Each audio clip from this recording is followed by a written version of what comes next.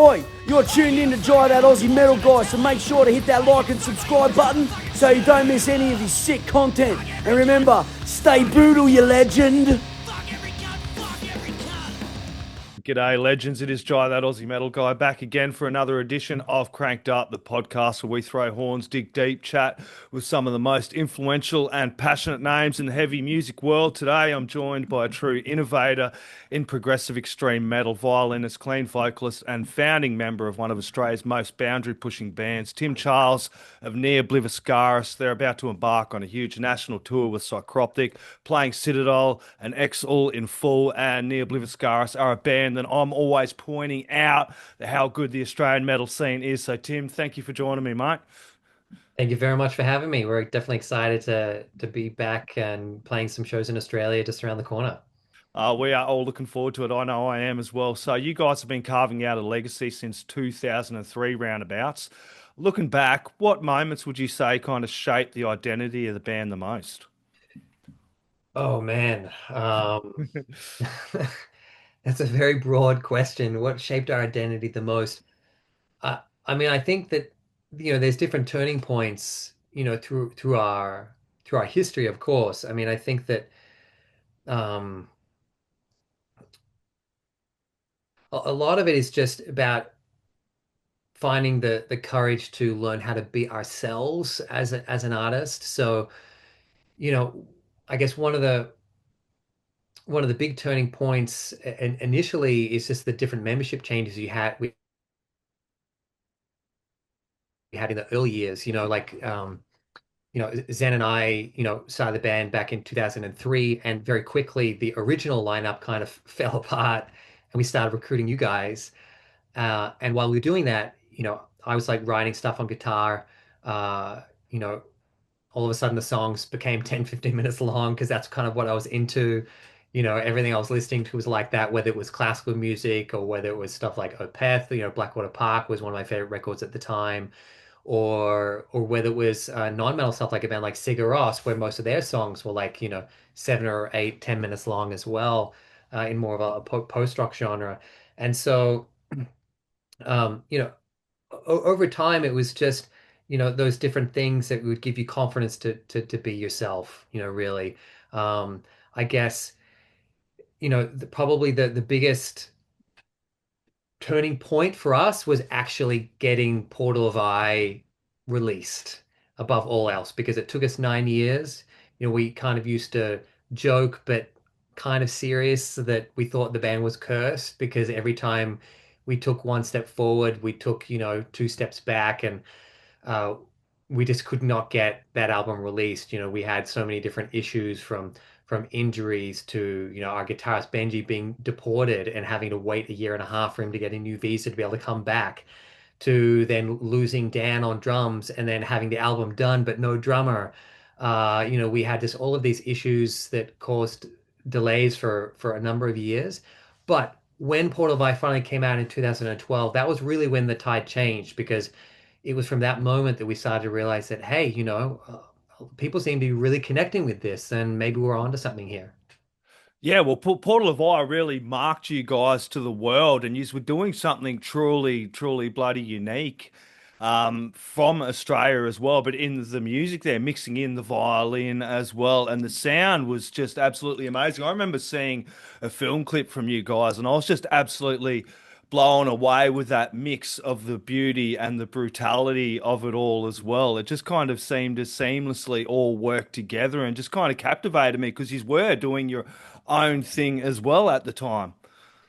Yeah, and I think that's one of the cool things about the Australian metal scene. Like at the time when we were coming up, a lot of the best bands in the local scene, it was, bands like Psycroptic or Alarm or Alchemist or Days End, or like, and all these bands I'm mentioning, none of them sounded anything like each other, so there wasn't an Australian sound, back when we were starting, 2003 and those, 2000s. There was a lot of Australian bands that had this really quite individual sound, and and I think that kind of helped us. We just wanted to be ourselves. I listened to all sorts of different music, and um, every person a unique individual. And as an artist, I think that for me, I'm always just looking about how do we allow the people in our band to just be themselves, and then have that flow into the art that we're creating. Yeah, and then speaking of great albums, Citadel turned 10 last year as well, and you did do the remaster for it. How did it feel going back into that material like after 10 years as well? And why do you think the album still resonates so deeply with the fans? Yeah, it was a lot of fun actually. Like you don't listen to your own music very much once it's done. I'm the one who, I'm the one helping produce and helping to mix and edit and all this sort of stuff. So by the time an album is done, I've heard it like at least hundreds of times, at least, if not more. And so I, I always have this basically thing of, we finish an album and I get the final master and I listen to it nonstop for a few days maybe, right? And then I'm done. And then it's actually not good for me to listen to it anymore because this happened with Exul, when that was done in 2023, where the album was done and I listened to it a whole bunch. I'm super excited. And then about 2 weeks later, I listen to it again and then I start rethinking things. It's like, oh, is the mix right in that bit? Maybe we should have changed that. But the album's not out for like another, 6 months or something at that point. And so I'm like, I'm gonna drive myself crazy.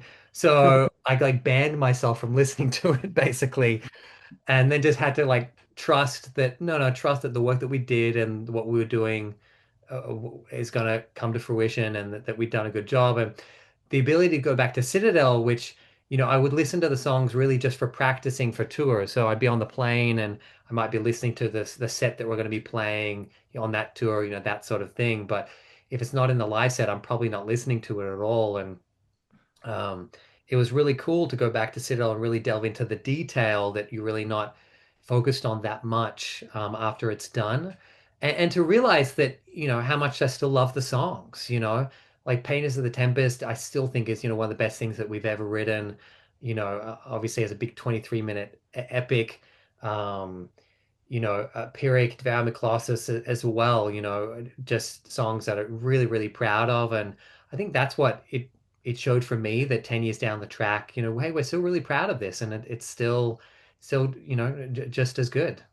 Yeah, and it's kind of like handing it over to the fans as well. You're so invested into it, and then you get to the point of there you go, and then they carry it on as well, and then it becomes such a connection to that piece of music. For me, it was definitely that Earn album as well. But like all your music, you kind of create this connection and hand it over to the fans to carry it on. So it's really great to see that Citadel still standing strong with all the listeners after all these years. Yeah, absolutely. It is very much a thing. You finish it and you put it out there to the world and you hope that people like it. But that's all you can do, especially as like a piece of art, you create it the way that you want it, the way that we want it to sound, and then you just kind of cross your fingers that people connect with it because, we never do anything to have people like it. It's Yep. always we do it for ourselves. But then, of course, we hope people like it, but you can't compromise the art. You've just got to do what you like, and then trust that it'll find its audience if you've done a good enough job. Yeah, exactly. And the upcoming tour with Psycroptic is bloody going to be huge. I think I've got my Psycroptic flag in the corner. I've got a Brummel, and I think my whole wall is bands with Dave Haley. Actually, I think he's in about 200 of them. It is the first time touring Australia together with you guys. You're playing the Citadel and Excellent Full. Kind of what inspired this massive concept? Because it's going to be a huge night, man. Yeah, yeah. Well, I mean, I guess it was earlier last year when we were looking at going back to Europe for our second headline tour, and I was aware that the Citadel remaster was going to be coming out right around that time. And I missed playing some of those songs. We'd been playing Devour Me Colossus quite a lot over the years. We played Tempest here and there, but not normally the full 23-minute version. Normally we're just playing part two.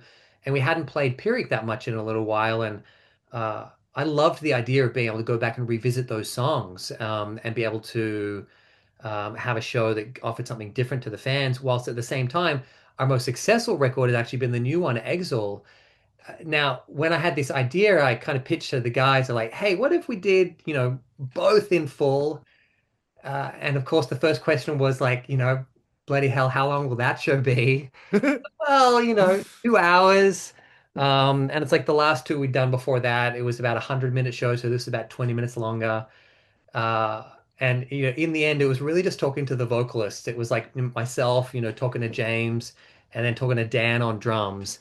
And it was like, okay, if Dan's okay, to do the drums, and if the two vocalists are okay, the other guy's got no excuse. They can play guitar for an extra 15 minutes. They'll survive.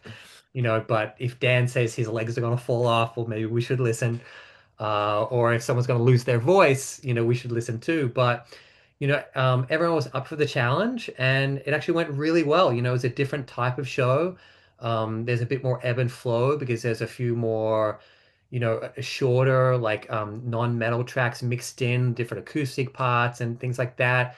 So it has a little bit of different flow, but in a way that I think is really beautiful. And when it worked so well in Europe, the first thing that we would see in the comments was, people in Australia saying, "Hey, bring this tour to Australia, God damn it!" So here we are.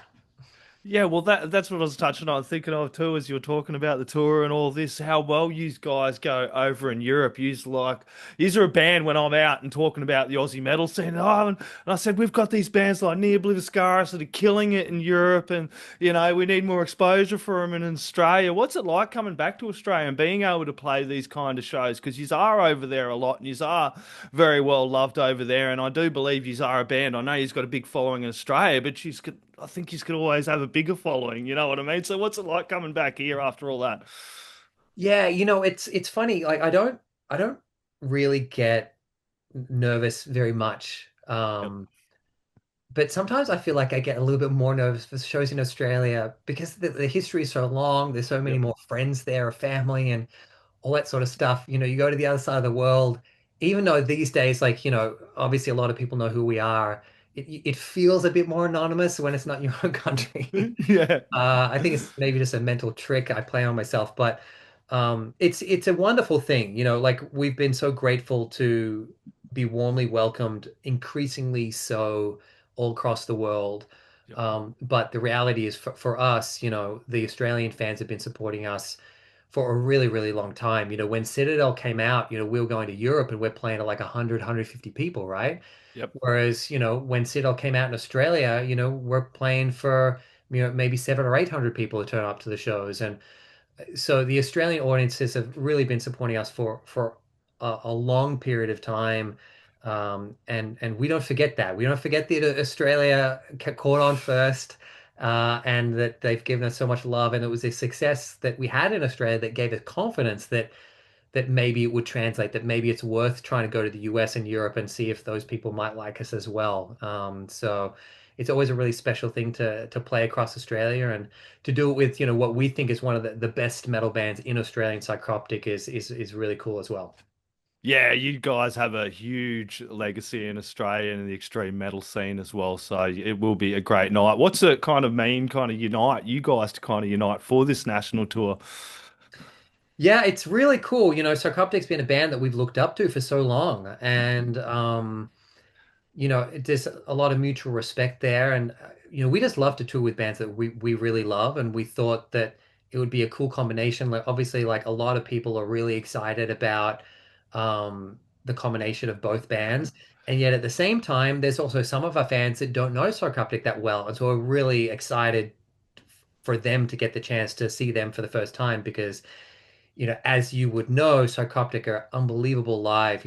Joe and Dave Haley on guitar and drums are just, one of the tightest rhythm sections in the world of metal, like period. And anywhere in the world, they are just so incredibly tight. And they are one of the bands that we watch and just kind of go, holy shit, we better practice to make sure that we're up to that level because they definitely inspire us. Yeah, last time I caught them, I think it was the Froth and Fury Festival that Northie's putting on over here in Adelaide now, and that was an Nice. absolutely blistering set. But there's a huge difference in between playing a festival and playing these kind of environments as well, where it's a little bit closed in. Yeah, absolutely. It's definitely a different vibe, and we're looking forward to it. Yeah, and you did touch on Exul, which all your music's ripping, but that one dropped during a very turbulent time globally as well. How did the uncertainty of what was going on influence the sound and the message of the record? Yeah, I mean, I guess, look, a lot of the music was already written when the pandemic hit. Some of the lyrics weren't. Some things weren't fully done, like the end of Graal, which sounds a little bit, Dan, when we were recording it, he thought it sounded a little bit like the end of the world. Um, some of that, the strings, the violin solo for that hadn't been written until, well into the pandemic. I guess the biggest impact it had on the record was that it delayed it extensively. It was supposed to be done in 2020 in Australia. Everyone's supposed to fly out, and the pandemic hit about a week or two before the album was due to be recorded. So instead, it took us about 2.5 years, and instead of a late 2020 release, it wasn't released till March 2023. So it was about 2.5 years that it kind of added to that. But thankfully, good things came to us for being patient. We didn't rush it. We wanted to make sure that it was done the best way possible, and that it was um, the way that we envisioned it. And thankfully, it came out amazingly, and has been received, just wonderfully, and it's done a lot for us, so, internationally. Yeah, that was come out through Season of Mist, wasn't it? Yes. Yeah. Yeah, absolutely ripping album, dude. I done a guest spot last night for a station out of Adelaide, and I was talking about Ne Obliviscaris because of the tour and everything.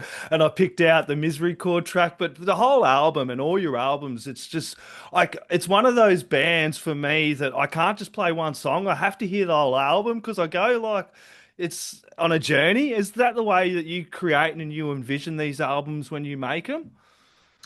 Yeah, it is actually. When we were putting together Exul, you get about half or two-thirds way through the writing process, and then, I start to think about what the track list is going to be, and I start to think out what songs fit together. So there might be songs that we're writing that might be half written, and they might be really good ideas, but we might deem that I'm not really sure if this fits with this stuff. Maybe it's a bit different. We put it off to the side. Some of those ideas get picked up on the next album, some of them don't. But it is really about trying to have something that flows continuously. I was super excited when I realized that with Ikus, if you just cut off the ending, uh, you could go straight into Misery Chord with no gap. That was something I was just playing around with things.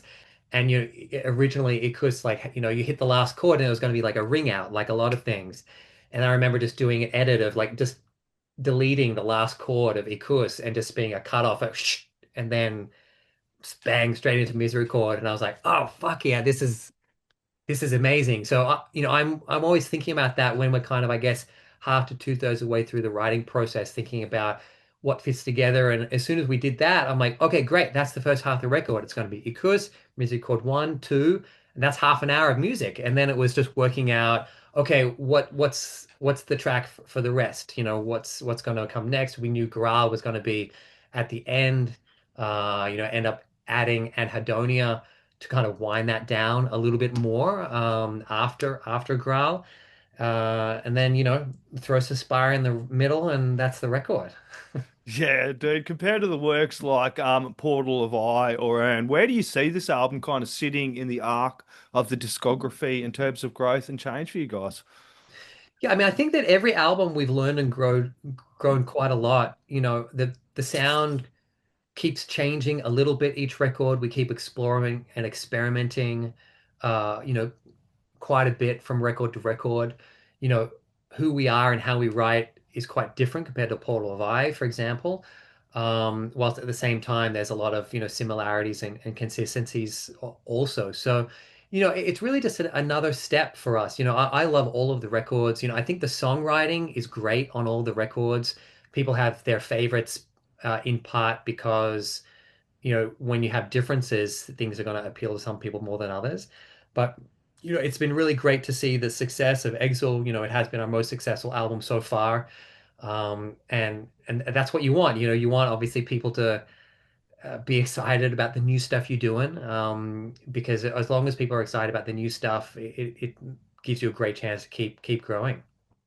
Yeah, and new stuff for all of us still, but kind of you're probably working on some new stuff because you've had this sitting in your belt for so many years and dropping it in 2023, as we mentioned. So we're looking forward to it, especially now James Dorton has officially stepped in. I know he's been playing with you guys for the last couple of years. It's a lot live. What was the transition like for your guys as he kind of come in? And I know he has been playing live with you for a couple of years now.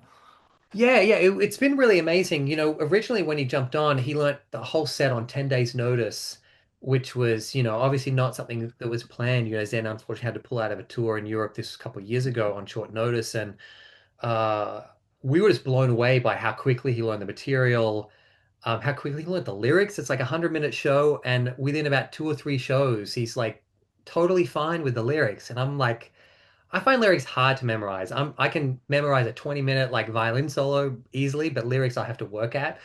But James, man, he's so good at that stuff. And the really cool thing with him was working out the difference in the vibe between him and I and the stage presence and how we kind of combine as kind of dual frontmen on stage. And the energy is a little bit different with him compared to Zen, but so it was just kind of learning how that fits together.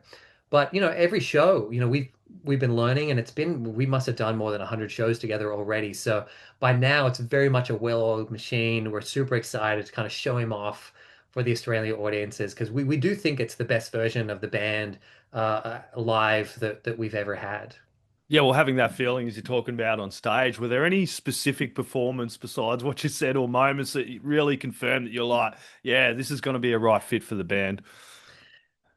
Um, I guess it was something definitely that, gradually came on more and more as that Yep. confidence of with each show, seeing the response from the audience and seeing that in that initial tour when we first had him, a lot of people being like, oh, it's disappointing about Zen, but wow, that was still amazing.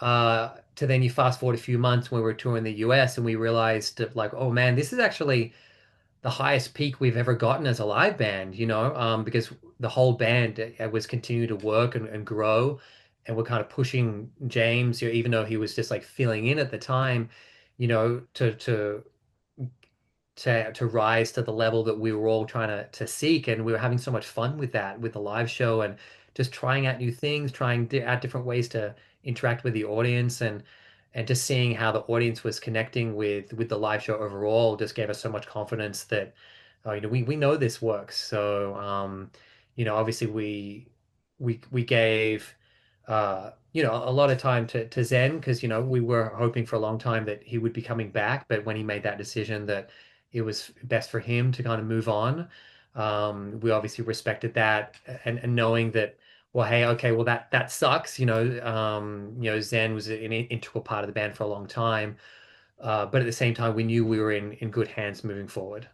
Yeah, well, of course, for no people that don't know, James is of course Black Crown initiate, the facelet as well. He's quite a talented vocalist, so him stepping in, Yes. I was pretty impressed with it all. You guys have always thrived on the contrast between the beauty and the brutality, the harsh and the clean vocals. How have you guys approached this now, especially kind of thinking about making some new material possibly in the future? You know what? It's always just about keeping that spirit of experimentation. Yep. It's about making sure that we continue to just explore and do what feels right for us. So nothing is too contrived. It's never thinking about, oh, hey, it's been soft, so we've got to go heavy, or the other way around. Often it's just that natural vibe of what feels right, and then whatever comes out. And obviously with James on vocals, I'm sure there's going to be some differences on the next record. What he can do vocally is quite extraordinary. So I'm super excited as like a songwriter myself to be able to. It's like be able to play with a new toy, of hearing like, oh, hey James, can you do this or can you do that? And he's actually hanging around for a few days after the Australian shows here in Melbourne, so we can kind of work on a couple things. So that's going to be a lot of fun.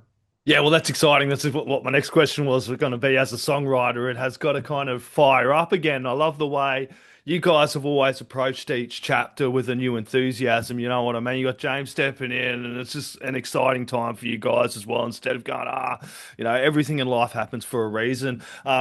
Which is really, really good. When coming to writing, how do you strike that balance, as I was saying, between that beauty and the brutality, the technical and the raw feeling that you guys invoke? I think that the best way to find the balance is to is to just not think too much about the details and focus on the overall journey of the song. Yep. So I think maybe back in Portal of I days, I was a little bit more conscious of, wanting to prove that I was really good, as a young guy in your 20s or whatever. And I really don't care now. I'm confident. I've been playing the violin for 36 years. I know I'm pretty good. I'm not the best, but I know I'm pretty good. And I don't feel like I have to prove anything. So when I write, it's always just trying to work out what makes a great song. And whether it's technical or not, or heavy or not, I don't really care too much as long as we really like it. And so that's the main thing with the balance, is to just send it around the band, make sure we all like it, and then we go from there. Yeah, and your violin work adds such a unique element to the band. I love the sound and the violin that it brings to it. What drew you to incorporating the classical instrumentation into extreme metal at the very beginning? Yeah, so for me, I was a big fan of like punk, hardcore metal in high school. And, when I was about 17, I started teaching myself guitar, and because I didn't think you could play violin in a metal band, right? And I really wanted to play in a band. And so I thought, well, maybe I'll sing and play guitar. But I wasn't that good. I wasn't that good at guitar. That was like the little catch. But I was pretty good at violin, and I started to discover, a few artists doing a few things, even like Apocalyptica doing, metal on the cello, and every now and then you would hear just a band here and there that maybe had a violin solo. It was very rare 20 years ago to find a band that actually had a violinist in the band, but maybe you have a guest violinist on a song here, a song there, and so I knew there was like little hints of this stuff, but it was really just through me meeting Zen, and he liked the idea of bringing in a violinist or a cellist, some sort of classical instrument into this new band that he was starting, and um, kind of grateful to have met him with someone that had that vision, because I thought that was a good idea, but it was a very unusual thing to do at that time. And then it was just about slowly learning how to incorporate an instrument like the violin into a heavy metal band, because there wasn't really anyone to copy. Most of the people that were doing a bit of violin in metal were doing in more of a folk style, and the way I play is very much not really in a folk style. It's more influenced through metal guitarists, or through my history, playing jazz and improvisation, or even through my history as a classical player, as opposed to folk. So yeah, there wasn't really anyone to copy. I just had to work it out, and spend a few years trying to work out how to make it fit, basically. Yeah, I actually love classical music as well. As I'd have to listen to it every night as I'm laying down. It's just classical music just to shut the brain down a bit and relax. If you could collaborate with a couple of random questions for you here, if you could collaborate with any non-metal artist, past or present, who would it be and why? Not collaborate with a non-metal artist. Ah, man, I guess um, probably the first one that came to mind is Sigur Rós, the Yep. Icelandic post-rock band. Yeah, yeah, dude. Um, because that's the sort of thing where some of the stuff that I've written over the years is quite minimalistic, like what they write, and with these big build-ups, like what they write. But with me playing violin, doing solos over the top, that's kind of what I imagine. Like that would be really fun. That's stuff that I've kind of written a little bit in that style before. And they're definitely one of my favorite bands as well. Yeah, I'd love to see it. Say, hypothetical, you're putting together a symphonic Neo show anywhere in the world with a full orchestra. What venue in the world? What would be your dream setting, mate? Oh, I guess as an Australian, I guess the obvious one is the Sydney Opera House here in Australia. Like I saw, Parkway Driver there in a couple of weeks from now. And like, to be honest, like slightly jealous. I did manage to catch Opeth at the Opera House. I think it was back in 2017, um, which is pretty special. Obviously, those sort of iconic venues. Look, if it wasn't that, there are some incredible, like outdoor amphitheaters in places like, Eastern Europe, or in like Greece or something like that. So that would probably be the other thing, one of those beautiful like 1,000-year-old, amphitheaters. Just get there with a whole orchestra and blast out some heavy metal for the whole city to hear. That would be absolutely amazing, though. One day we got to make that happen, man, because that would just be unreal. You guys with a full symphony behind us would just be amazing. First metal album that blew your mind. First metal album that blew my mind. I think it was the first metal record. Look, I mean, the first metal song that ever blew my mind. So I guess it was the first metal album was One by Yeah. Metallica. I was 11 years old. And the music video was on, I think it probably would have been on Rage on a Saturday morning, as you watch when you're 11-year-old kid. And I had never heard something like that before. And so I remember, sometime, getting and Justice for All. So I guess that was probably the first metal record that I really got into. Like a very cliched answer, but there's a reason why. It's just fantastic music. But beyond that, I guess when I think about early metal experiences for me, the first metal show I ever went to was I saw Fear Factory on their Obsolete tour when I was in high school. Um, Deftones. Were one of the first bands I fell in love with in that heavy music scene, and still one of my favorite bands today as well. Yeah, Aussie metal band, past or present, you feel is criminally underrated. Aussie metal band, past or present. I mean, I would, to be honest, I would say Psycroptic, as Yeah. well known as they are, I would still say they're really underrated because uh, I think they're one of the best death metal bands in the world. And so I would love to see them appreciated like that, to be honest. I mean, aside from that, uh, there's just so many. There's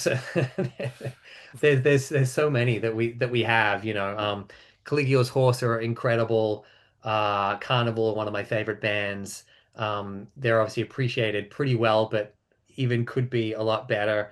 And many more as well.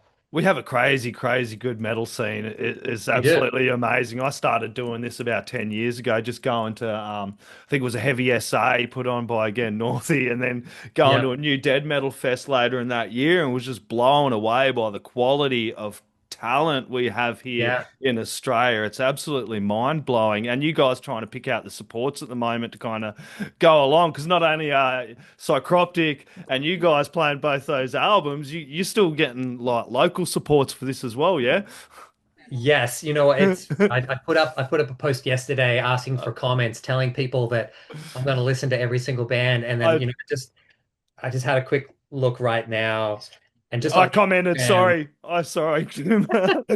and just on the Instagram post, there's like 411 comments right now. I think it's a couple hundred on Facebook. So look, obviously they're not all different bands. I don't have to check out 600 bands, but this is my last interview for the day, and then that is my job for the afternoon. Start going through the 600 plus comments there, and start making a list of all the bands and checking them all out because like I used to be like one of the preeminent experts on the Australian metal scene, uh, without a doubt. Like I was, promoting shows as a local promoter all across the country, for many years, and I knew every local scene inside and out. But now we're not here that much. We're overseas, so I'm not at the local shows as much as we used to. And so I'm really looking forward to actually, going through and checking out a lot of these bands because there are a lot of bands that I do recognize, but there's also a lot of bands that I have no idea who they are. So I'm going to go check out a song and see who grabs our attention. And it'll be nice to handpick a few bands that we think deserve it. Awesome. I think you'll be busy right up until the tour listening to these bands. Describe the upcoming tour in one sentence, mate. A long time coming. Damn bloody straight. Massive thanks, Tim Charles from Ne Obliviscaris. Absolutely awesome chat, mate. Really appreciate it. Everybody needs to go out, chuck some stereo. It's Ne Obliviscaris in the stereo. Crank it really bloody loud for the neighbours. You can all catch Ne Obliviscaris on tour. They are kicking off the tour Tuesday, June 10th in Perth, Adelaide, June 12th at Lion Arts, June 13th, 170 Russell in Melbourne, June 14th, Metro Theatre in Sydney. One day it will be the Opera House for sure. June 15th, Princess Theatre in Brisbane. Tim, any last words, shout outs, thank yous, you want to chuck in there, mate? Oh, just thanks so much to everyone for your support. There's so many people in Australia that have been supporting us for such a long time, and we really appreciate it only because of those support that we get to keep doing these tours and coming back time and time again. Awesome. Cheers, mate. Thank you very much. Oi, you're tuned in to Jai That Aussie Metal Guy, so make sure to hit that like and subscribe button so you don't miss any of his sick content. And remember, stay brutal, you legend.